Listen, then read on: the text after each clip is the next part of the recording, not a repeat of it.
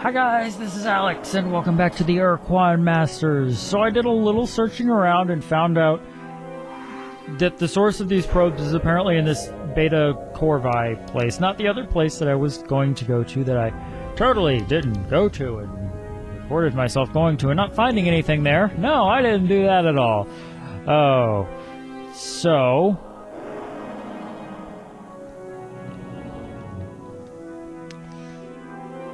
let's take a look around. Oh, come on. Oh, come on.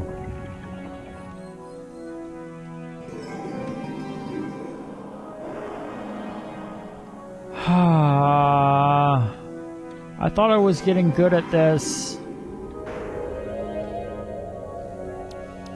I keep missing it by just a smidge.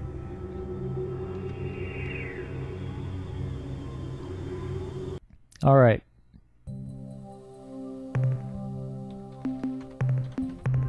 Okay. I think I might have heard that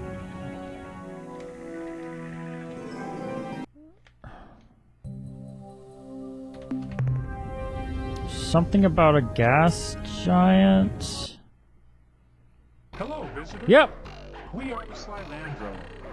I am content to hover, a Slylandro speaker. Your presence here fills us with excitement. We have gotten so few visitors over these many Tron. We hope you can stay to talk with us for a time. Okay.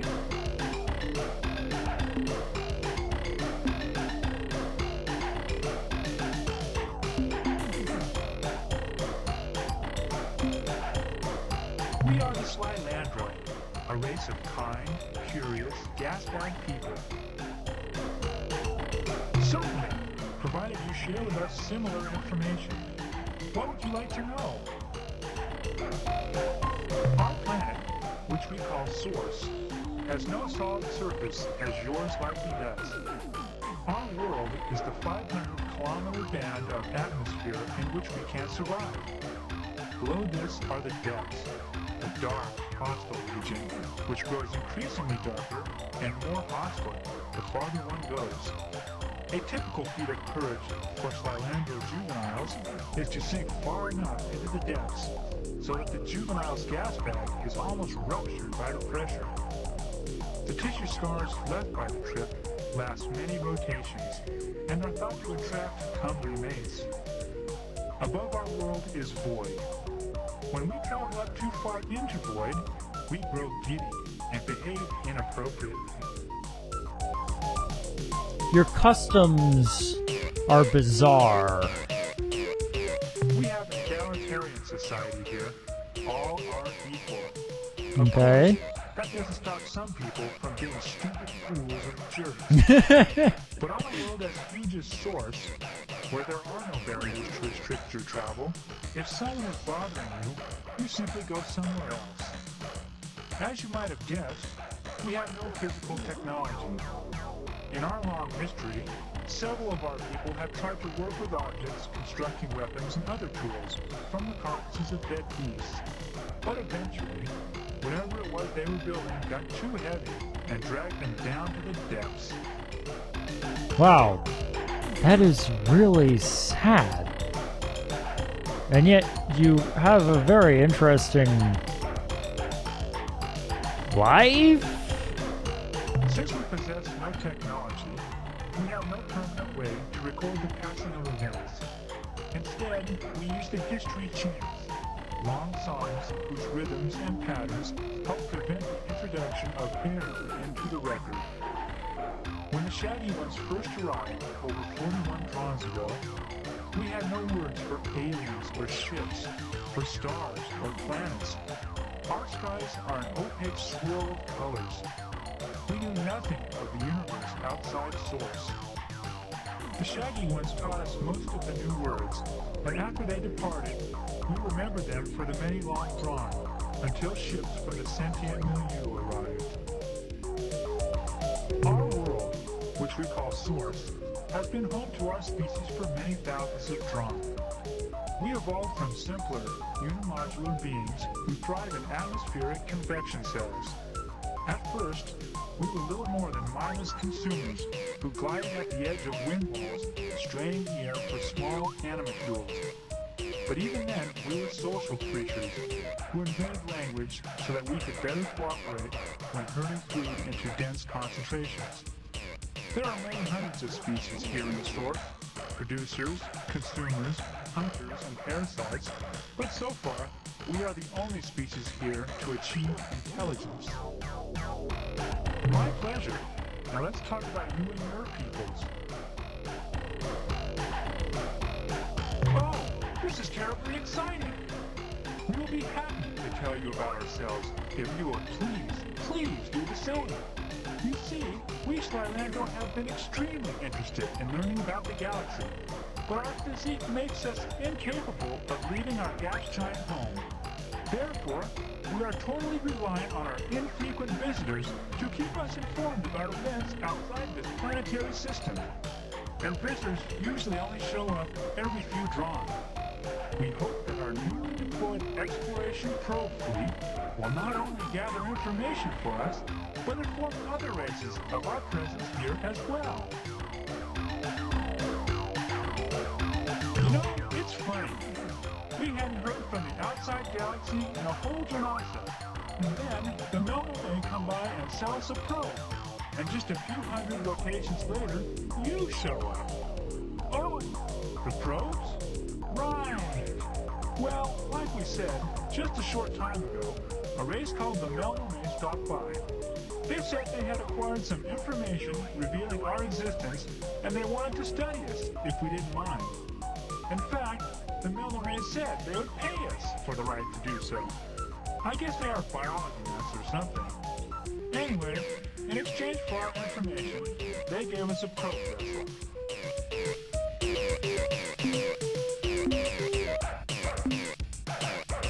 Sure, if you are interested, in exchange for information about the life on Source, the Melmo may offer to give us a remote exploration probe. It would roam the galaxy gathering information and contacting alien races, and when it had filled its data storage units, it would return here and reveal to us everything it had learned.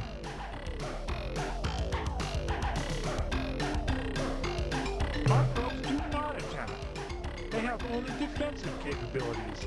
Offensive behavior is not part of the instructions we programmed into the probe. To do so would be reprehensible.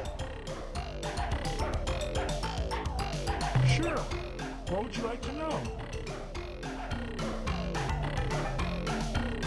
Sure.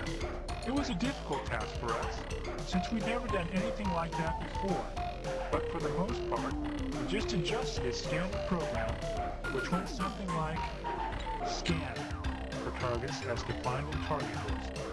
If no current target, then select new target from the current targets list using specified priorities. If current position is at current target, then set current behavior to new behavior based on behavior priority settings. Perform current behavior. Okay, that's the basic program.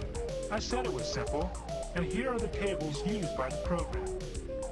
Target list with associated target priority. Space vessel 5. Transmission source 4. Astronomical anomaly 3. Planetary life signature 2. Raw replication materials 1. Probe behaviors with assigned priorities. Communicate 5. Record data 4. Analyze data 3. Seek replication materials 999. Move to current target 1. That's it. That behavior was hard-coded by the Melnorme. We couldn't mess with it. Essentially, the probe will only fire its weapons if it has been attacked and cannot communicate with the attacker. No, the probe is armed with a battery of missiles. It doesn't use its electrical discharge device in combat. That's impossible. It's inconceivable. The electrical discharge device is used only for breaking down raw replication materials into their component compounds for easy gathering. Okay.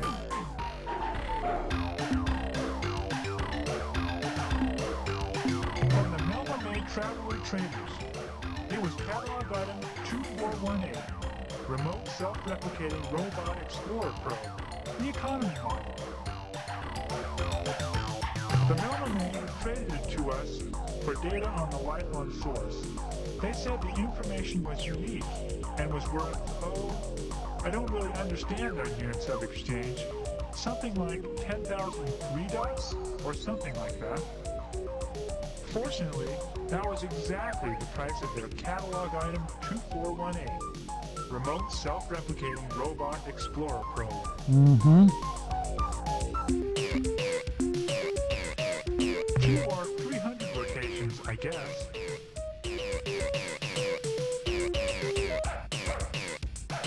Sure. What would you like to know? Okay. It was sent on a 500 rotation mission to seek out new life and new civilizations, to boldly go where no catalog item 2418, Remote Self-Replicating Robot Explorer Probe, had gone before. Well, we're not hardware people, so we only know the theory. What happens is that while the probe is exploring space, whenever it's not doing something more important, it hunts for asteroids and similar space junk, zaps it into its component parts, absorbs the debris, and when it has enough raw materials stored inside, it manufactures a perfect replica of itself.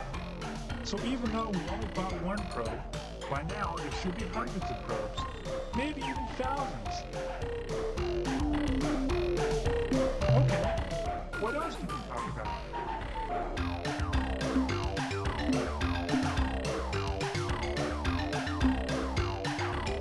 The drone is our primary unit of time. It lasts for an interval equivalent to 4 million rotations of our planet. A drawn is subdivided into 2,000 dronasa. Now please, our turn. Will you tell us about yourselves?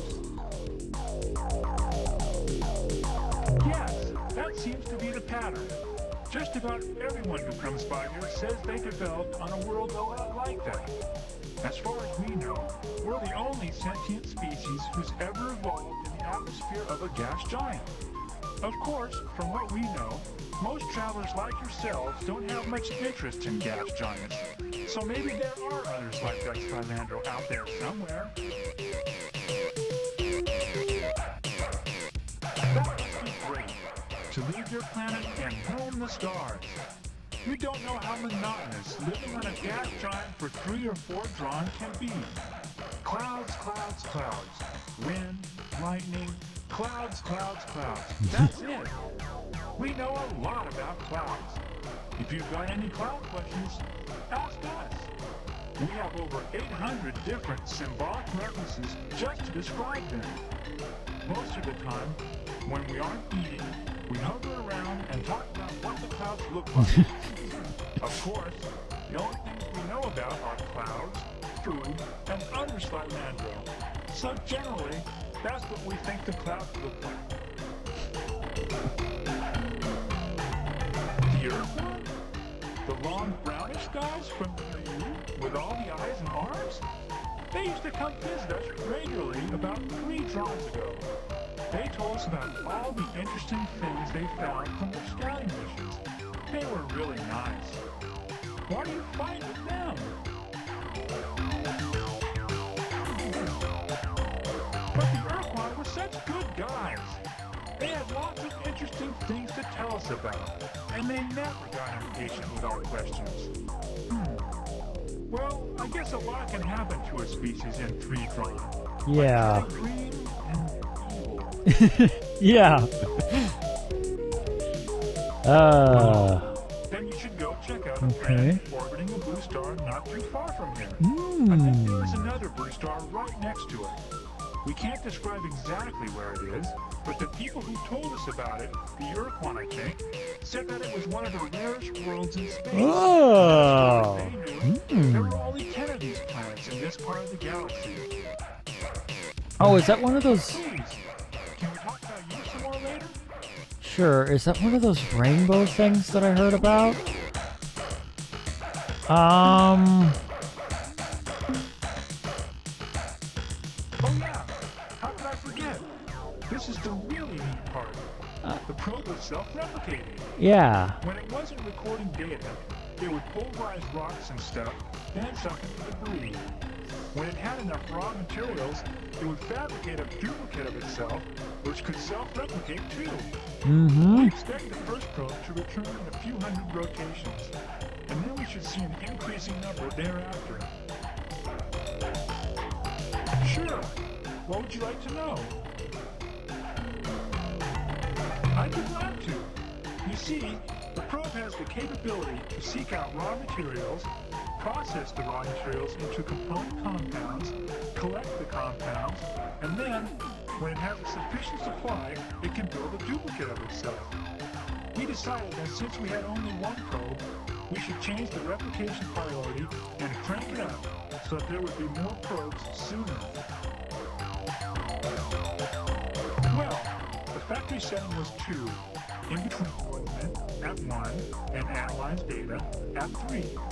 I told Joyce Lifting to set it a bit higher. Let me ask him what he set it to. Oh, my. That was a bit extreme, wasn't it? Joyce Lifting told me he changed it to 999, the highest setting on the dial. I'm pretty sure the way it works is that every time a behavior is completed or interrupted, the program selects a new behavior based on the defined behavior target priorities and what kind of target is currently selected. I think a really high priority would cause a probe to focus its attention on that behavior. No, it cannot. It is not programmed for hostile behavior. What is your reasoning?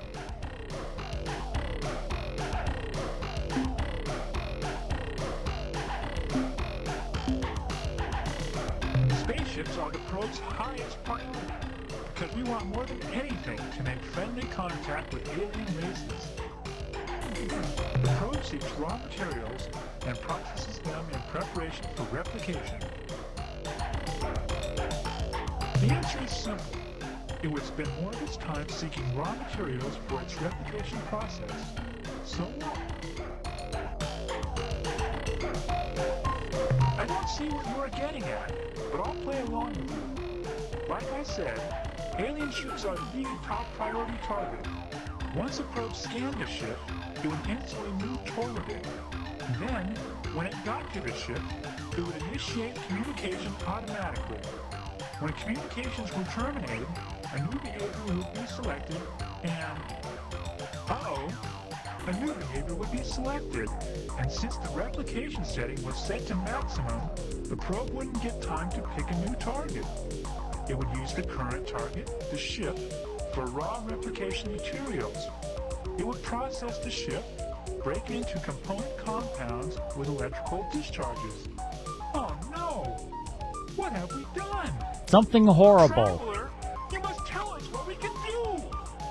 How can we stop the probe from destroying all life in the galaxy?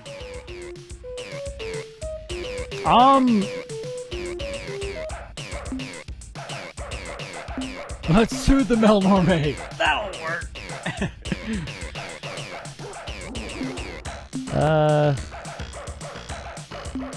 Recall? Not catalog item 2418, remote self-replicating robot explorer probe. The model of the recall transmitter was catalog item 2419, and the Melnorme said it was out of stock. Of course it was. Mega self-destruct code. There is! Okay. Genius, traveler! Why didn't we remember that? I wasn't expecting that to be a thing. Though.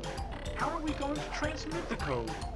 Well, while we pump that problem, at least we can give you the code sequence. That way, if you run into a probe, you can destroy it without getting shot at. Oh my! I forgot. You creatures see in the visual range and can see our, we can't see them. What I mean to say is, they are, we use them when the male and the female are... That's enough. Well, look, I'd rather if you didn't ask about them, okay? That is enough. Especially not in front of Soul and Plummet. She's shy. Years? Oh, you mean Tron. Well, yeah. Let's see. There was the Mel domain just a few rotations back. Then we go all the way back over 3 draw ago to the Ur-Quan and the other Nayu guys. The Yuli and the Draw, I think.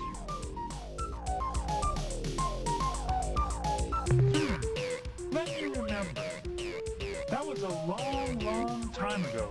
I was only a nymph then. Oh yes, that's it. The Sentient Nayu was a cooperative association of sentient alien species.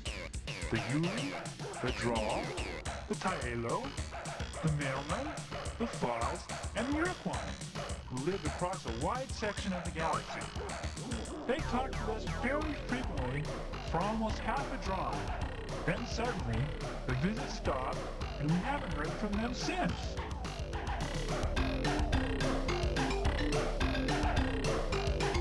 Yes, there was another race, a highly sophisticated species of shaggy giants who made repeated trips to our world over a period of several Tron.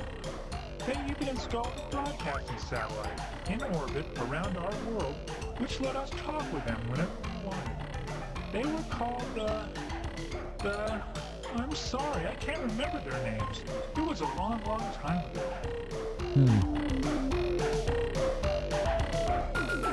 I wish I knew more of the information you seek traveling, but we last saw the shaggy ones just over 39 Tron ago, and very little from that era has remained intact in our history chance. Hold on a minute. Let me consult with associates Joyce Lifting and Solomon Plummet. Joyce Lifting, who has a better memory than I, recalls that the shaggy ones were described as being worried.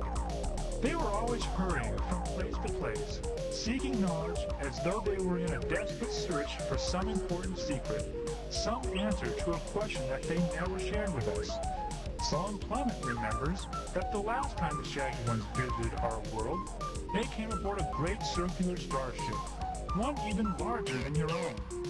They had discovered their answer and were leaving to go somewhere, and they didn't tell us exactly where somewhere was.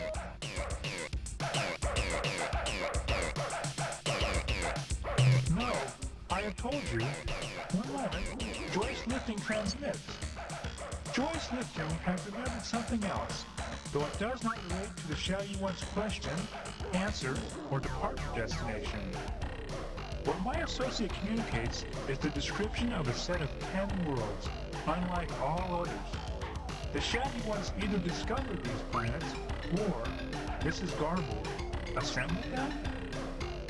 We were told the planets were, again this is confusing, organized in some pattern which in some way alluded to the shaggy one's ultimate fate. One of the worlds was described as orbiting one of a pair of blue stars, not far from here. Another of these worlds circled a large white sun. That is all we can remember. Goodbye, human fluid sack. I'm glad that wasn't offensive.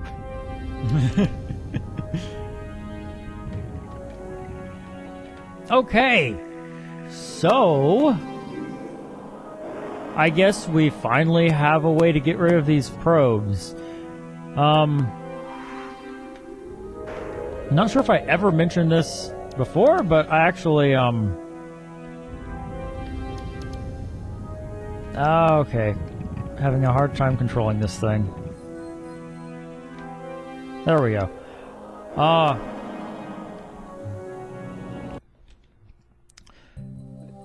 There was like an episode that I recorded that I never posted, because it wasn't really an episode, it was just a bunch of me failing, and I didn't really make any progress.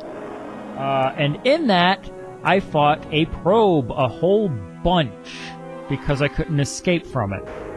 And eventually I just gave up and loaded an earlier save.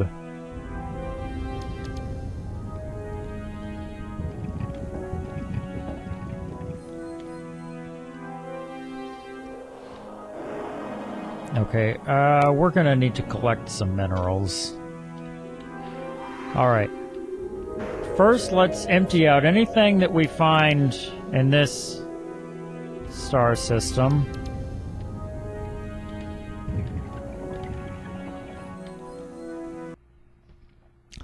And then we will, see about finding that, fancy world, rainbow world thing, I think is what it is. Said not far from here, it was around a blue star. None of these planets have much.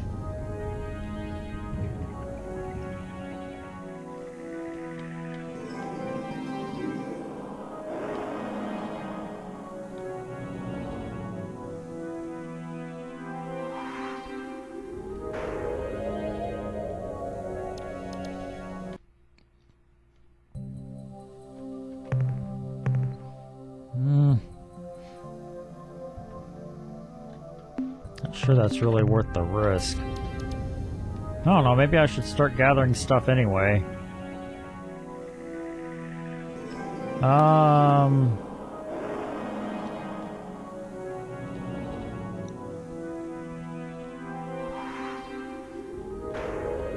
Because a lot of these places only have, like, little amounts of resources. Okay.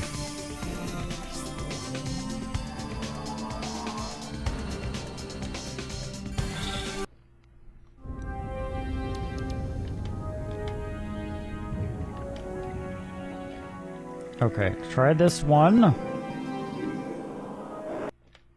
Oh, there we go. Nope.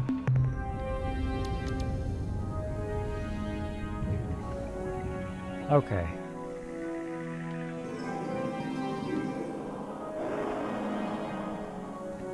Well, we got one more, I think.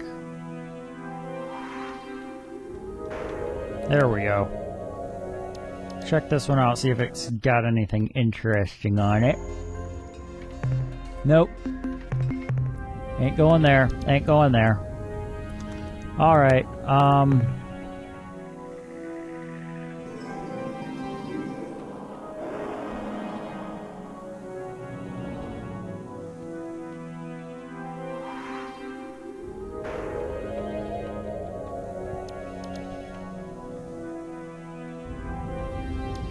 said it was a blue planet around a blue star? Most of these look like green and red.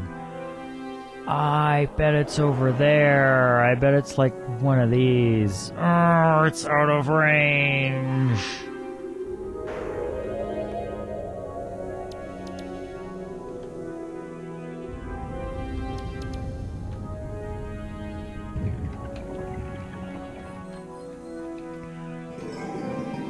Alright. Alright.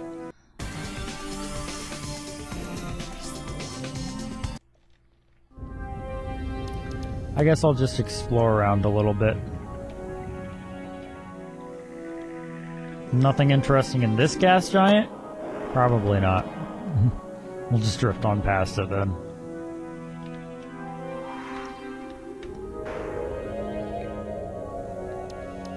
Yeah, this is most definitely a red star. Alright, well, I'll have to come back to that then. Alright. I'm gonna scavenge this area a little bit for, minerals and whatnot, and then Hey, buddy! What's going on? Do not fear. We shall not harm you. Yeah, you shall not. Engage in self-destruction circuitry.